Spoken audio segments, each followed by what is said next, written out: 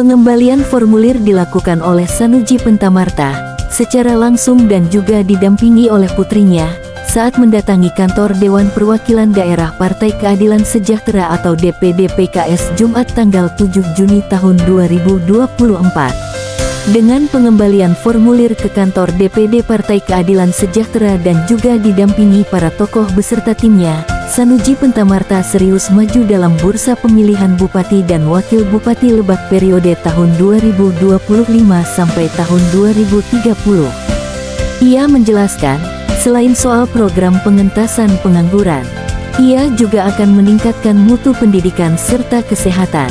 Selain itu ia juga akan melakukan penguatan soal peningkatan sumber daya manusia atau SDM. Pengangguran terjadi akibat sulitnya lapangan kerja. Mendirikan Balai Latihan Kerja atau BLK. Masalah kesehatan, pendidikan, infrastruktur, ini program yang akan dilakukan ketika saya terpilih jadi Bupati Lebak.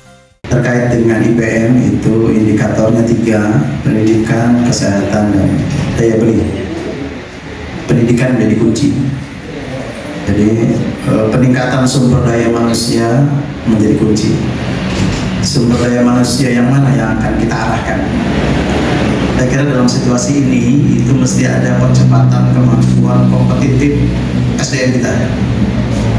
Ya, pertama SDM mana yang lebih cepat mereka bisa bekerja, punya pendapatan penghasilan. Ini harus kita lakukan. Harus ada pendidikan, pelatihan, mereka harus dipersiapkan untuk BLK. Para pemuda Lebak harus dipersiapkan untuk memasuki dunia kerja.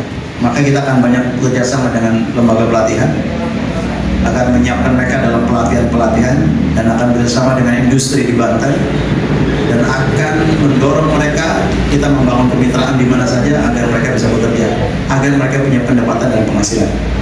Kalau mereka punya pendapatan penghasilan, mereka bisa membiayai hidupnya, bisa membiayai pendidikan anak-anaknya, sekaligus bisa membiayai hidup kesehatan. Jadi kemudian tentu pendidikan secara formal harus kita bangun. Dinas pendidikan dan dinas-dinas yang terkait dengan pendidikan itu harus kita bangun. Ya, termasuk perhatian kita kepada sekolah di luar yang menjadi urusan kita.